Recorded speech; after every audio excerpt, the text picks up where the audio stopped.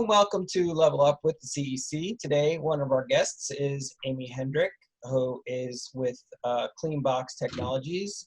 And we're going to get into talking about that. Very meaningful right now because of the pandemic. And we'd like to, for right now, I'd like to have her talk more about her background, who she is, give herself the opportunity to introduce what she does and how she gets started. So, Amy, please take it away. Oh, thank you. Well, it's nice to see you guys, and thanks for having me on. So I am the CEO and co-founder of Cleanbox Technology, and what Cleanbox does, it provides medical-grade hygiene for any kind of shared devices that you wear on your face or head. That's our sweet spot. We use UVC light, and we use it in an LED to decontaminate 99.99% viruses, bacteria, fungi in a 60-second cycle.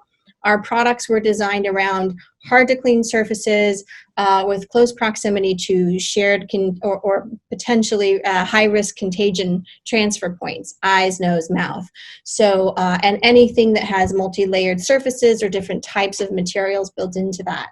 So all of our engineering is done for maximum efficacy of UVC, the use of UVC light for decontamination. And in a way that's safe for electronics or anything that cannot be cleaned using any kind of a liquid or heat or chemical component. So in a nutshell, that's what our core technology is built around. That's our specialty. That's what we do. So quick question though, for most people, they think, okay, this is really relevant now. But the reality is you've been working on this for quite some time. So if you could just tell the listeners or viewers, how long you've been at this, because, it's, you know what I'm saying? Well, it is relevant now, I guess, and from our point of view, it's always been relevant. And it's regrettable that there's a pandemic happening now, and that it requires us to completely focus on this as our first priority. But you're right, the company started over 2 years ago. We've been doing R&D and filing patents 5 years ago. So we saw this as completely a risk mitigation kind of opportunity for us, a way that the XR industry specifically, but entertainment and the use of new type of media and new technological capabilities to interact with people, to inform them, to change experiences, and so on, really is a huge opportunity that we have always had a great vision for. And when you do that, you think about what are all the pain points along the way that could stop things from happening, and some of these problems that we could actually prevent becoming huge problems if we have the foresight to do that. That's really where Cleanbox came from. Thinking ahead about having millions of people in the same shared space using the same shared hardware. Immediately when you think about it in those terms, you can either get that idea of it's kind of like sharing somebody's brush or comb, but even more so because it's on your face and head. And that's why we created the company in the first place. So yeah, I've been preaching the good word of hygiene for the last couple of years. And of course now it's front and center of people's minds. Is your husband Mr. Clean? If I had one, he would have to be, yes. Because you got to be Mrs. Clean for sure. There we go. The thing is, it's interesting because you say you're using this UV light, and I've read some articles about a lot of testing that they're being done in Israel on UV light in regard to killing viruses in public places. Do you see UV light? I mean, we're going to get to your company specifically, but I mean, your UV light, is this going to be starting to use in places like subways in New York City and things like that, can they utilize it for those kinds of public places, and will it work? Well, the first thing I want to just mention with UV light, there are different types of UV light. There's UVA, UVB, and UVC, and they're very different from each other. UVA and B are what you would get in the atmosphere or tanning bed, and of course those have their own. People are more familiar with that. They're not used for disinfectant. UVC is. It's a wavelength of light that does not exist naturally in the atmosphere, which of course is why it's so effective at killing bacteria or virus. What it does is it disrupts the DNA or RNA strands of the contagion and prevents it from being able to replicate. So in that sense, yes, it's a very, very effective decontaminant. There are lots of UVC light also been used in hospital systems for a while, so it's a very trusted decontaminant. It does have to be used in specific ways to have specific types of effectiveness. There are some uses of UV light, for instance, as a room decontaminant, and as a general speaking, it can be very effective in decontaminating a large space, depending on how you use it. The way we use UVC light is in an LED. And there's a distinction between that and using it in a bulb or a mercury tube. Our LEDs operate at a higher nanometer, at a stronger nanometer range. We also don't have, when you're using an LED, there's no heat component. And so that does exist. There is somewhat of that when you're talking about UVC in a bulb, for instance. So there are a couple of other things. Also, there's no measurable emission of ozone when you use it in an LED, et cetera. So there are ways to think about different types of decontamination. The subways, for instance, there are probably additional ways of decontaminating that do include chemicals that will certainly be used because there's so much space to be covered. UVC is a line of sight technology. So if you take and you decontaminate a room, anything that has a shadow or is covered is not going to get exposed to that light, right? So there are pluses, and then there are ways that you have to be aware of how the technology works so that you can use it the appropriate way. Oh wow, that's interesting. And so getting to your business specifically, how has your business changed now with the pandemic going on? And let's talk a little bit more about how your system works. Sure. Well, we were growing. We were a growing company since before the pandemic, so that does speak well of. There are a lot of companies that always had hygiene at the forefront of their mind. So we've always had great customers, but of course, with the pandemic, that has very much shifted our business. We're very, very busy. We have 3 products on the market, but we've also fast-paced 2 additional products to the market as a result of the pandemic and just simply demand. So because UVC is a known entity already, there are a lot of healthcare, and we have a lot of clients in multiple verticals, from entertainment to healthcare, because of what our product does. And a lot of people were using it to decontaminate their masks or other PPE. So we have done a couple of things. One is fast track a retrofit. Within 10 days, we provided customers of ours with a retrofit so that they could clean their masks, and it would be hanging the right place in our clean box so that it would be fully decontaminated. And we also fast-paced and we just provided that to customers that were donating their product to hospitals or first responder, frontline workers at cost. We didn't make any margin on that, and we just did that as a quick fix, if you will, or a quick retrofit, literally. And then we also fast-tracked a product that is built specifically for decontaminating masks. So I don't know that directly answers your question, but those are a couple of ways that it definitely has shifted our business. We're still a small company, but we have a fantastic team, and we're able, as a small company, to pivot and respond to the environment around us. And so we've tried to do that to the best of our abilities, and it's been very, very busy for us. We've been bringing in a lot of new people to keep the business managed well, and we're just seeing a massive amount of growth there. Wow. Well, I know if you've been listening to the news, what's happened in the Las Vegas Review. The casinos are starting to open again. There are so many criteria now that they have to follow. X amount of people on the casino floor, how they're going to deal with that. I mean, coming from a background of yours, how do you think your product could help?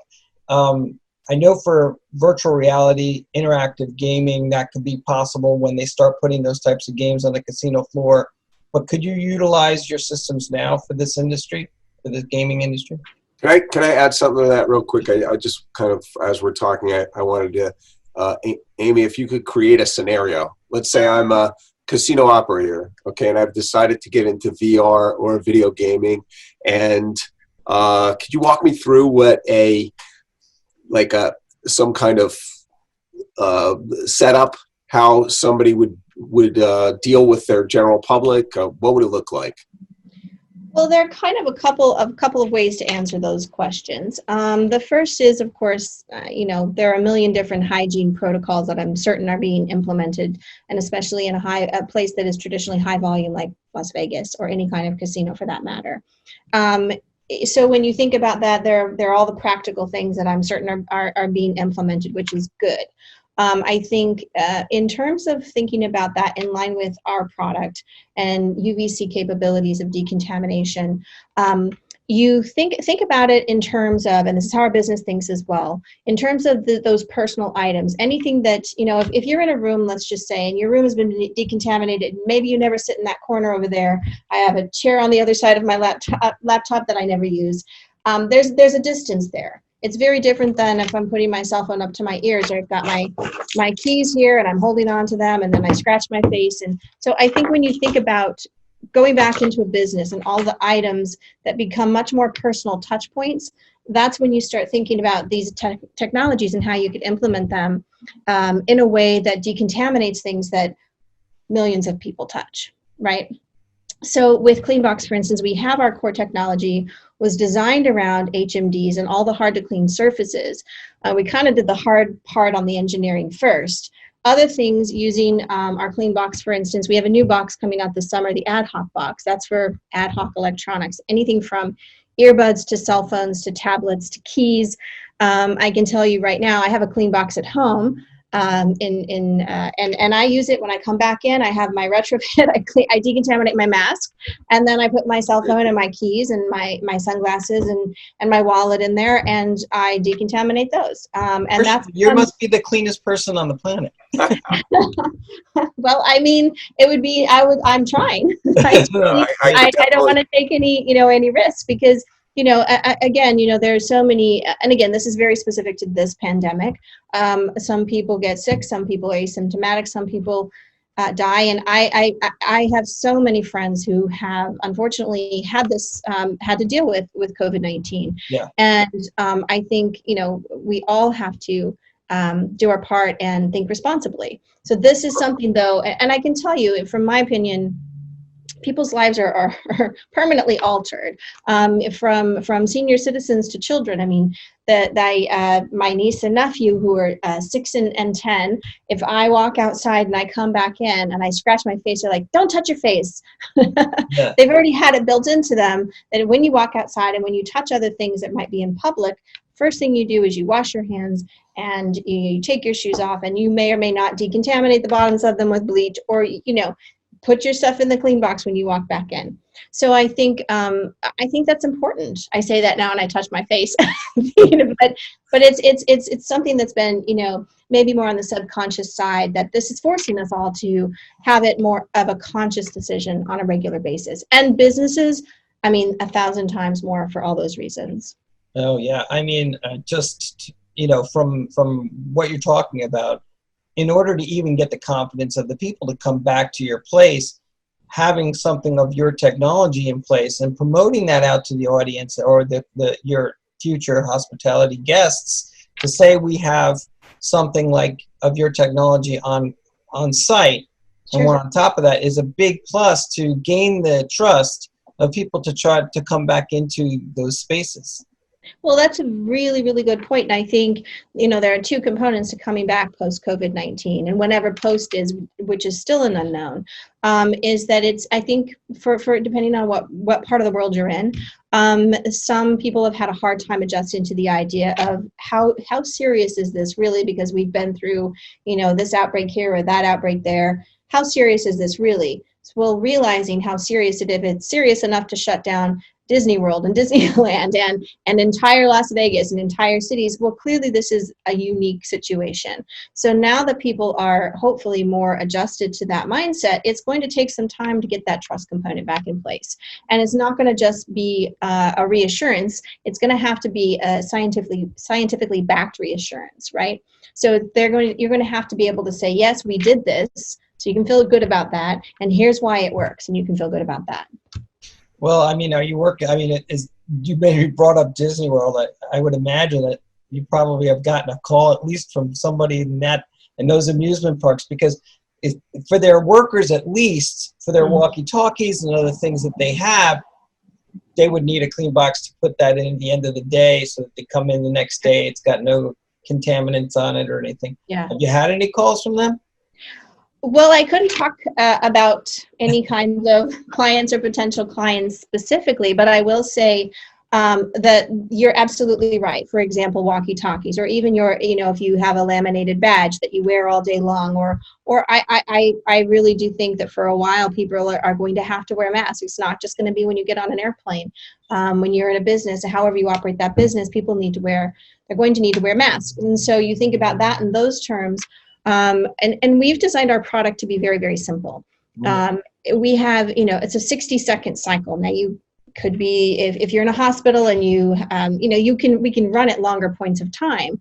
But in 60 seconds, we have, for example, shown a log 4 to 5 reduction in MRSA, which is a very hard to kill antibiotic resistant staph, which bacterial infections bacteria is actually harder to kill than viruses.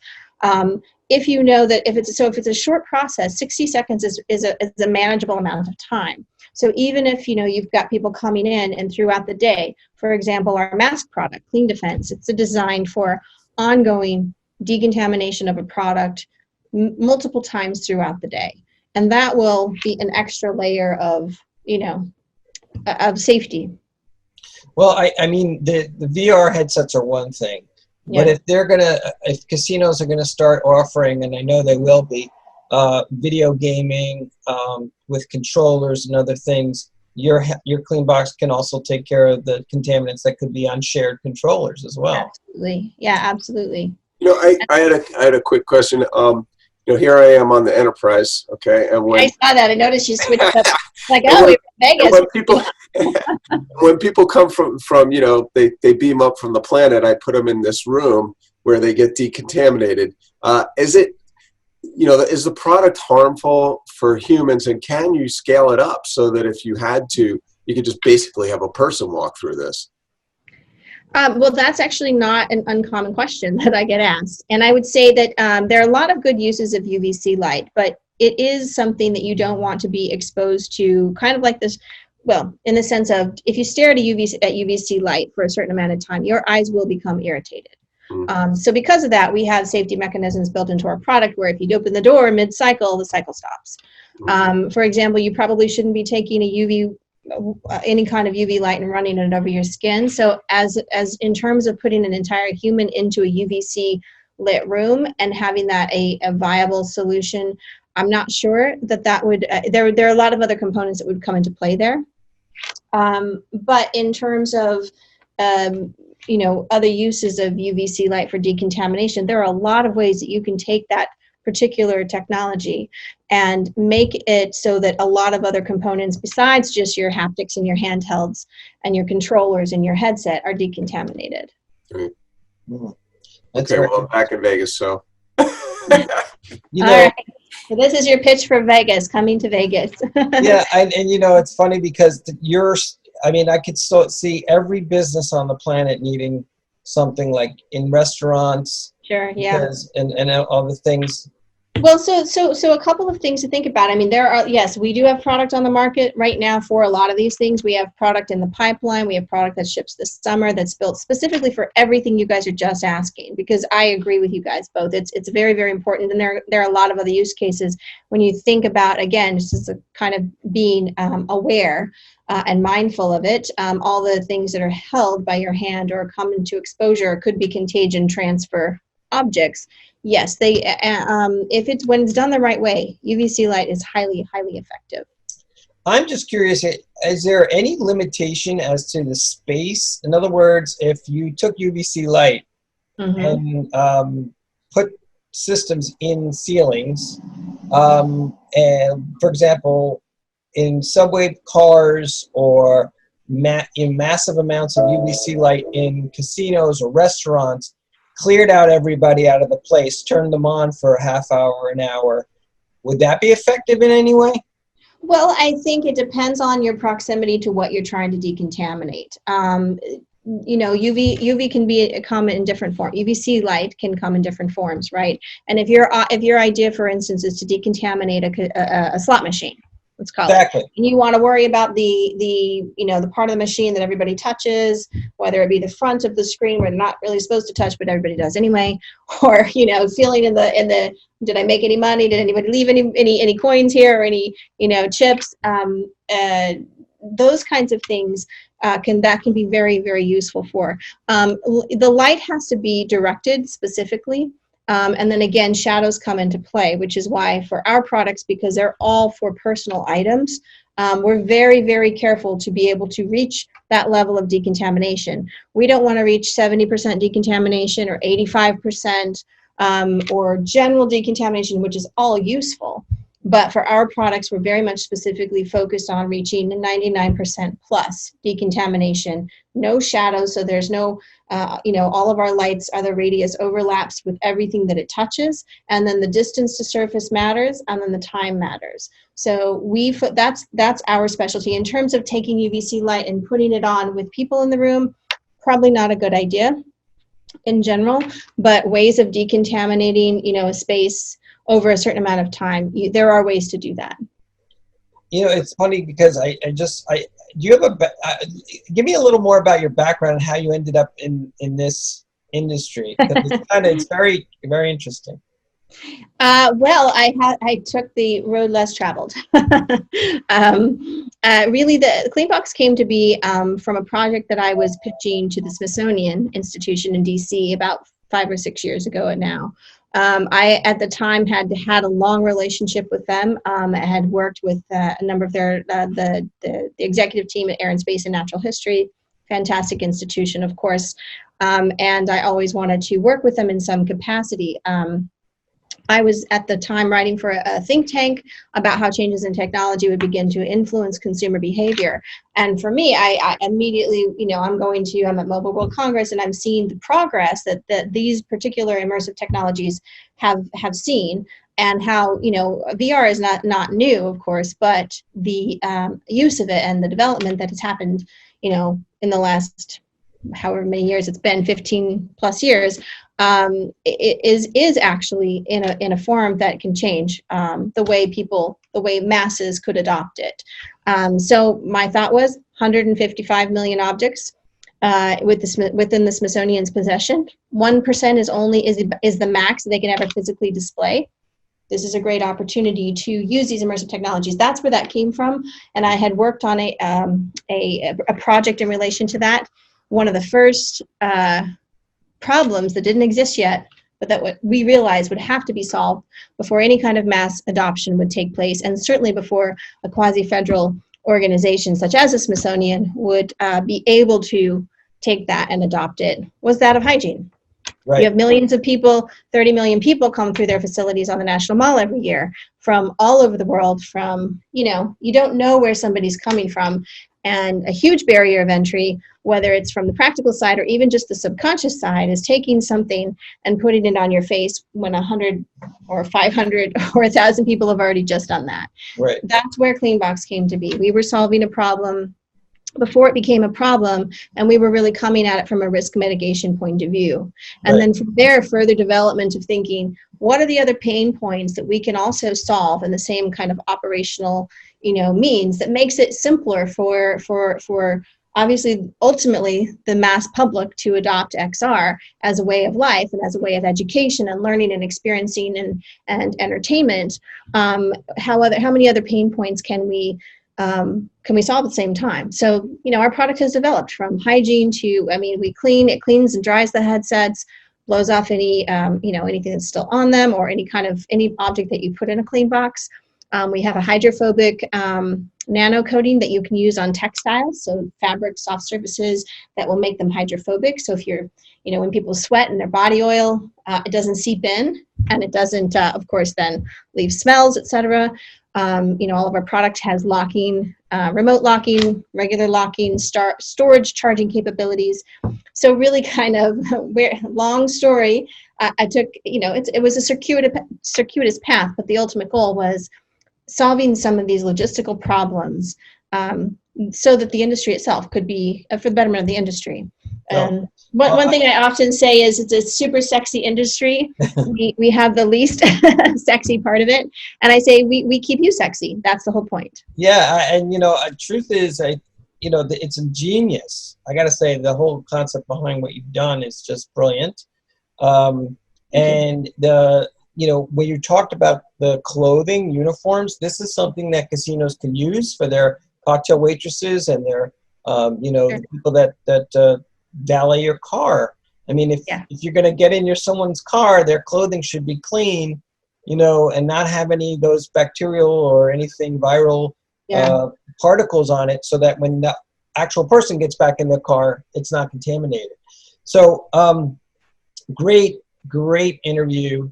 And more than ever, you're needed at the CEC, which will be September 8th through the 10th. And hopefully we can see you in person there. Yes. Cross our fingers. And I think there's going to be a lot of people that are going to want to talk to you there. And I'm very happy that you took the time to talk with us these few minutes now. Ben, did you have anything you wanted to add? Well, actually, I just want to know, give you a little bit of plug if anybody's out there that's listening and looking for this. Where do they find it? Where do they go? What's your website? I mean, I appreciate that. We're at cleanboxtech.com. The word clean, the word box, and TECH. So super simple. Cleanboxtech.com. You can email any one of our team at info@cleanboxtech.com. And we're on Twitter and Instagram and Facebook at CleanBoxTech. So we should be super easy to find. And of course, everybody could chime in with us too, and we'd be happy to connect them. So yes, please. I appreciate that. Yeah, and more than ever, as I said, the discussions of hospitality, the industry of the casino world is not really understanding where to go right now. You are a perfect leader to talk to about this and how they can do things safely, gain the confidence back to the people that they would like to come back into their places. And a wonderful opportunity, wonderful interview. Thank you so much. I very much appreciate it. Thank you guys both. No, it was my pleasure. I appreciate you making it happen, and I look forward to this fall, September, hopefully in person. All right, excellent. Especially with that great Vegas background. I'm like, I love it. I miss going to Vegas. I look forward to being back. All right, thank you very much. You guys have a good day. Thank you. Take care. Bye.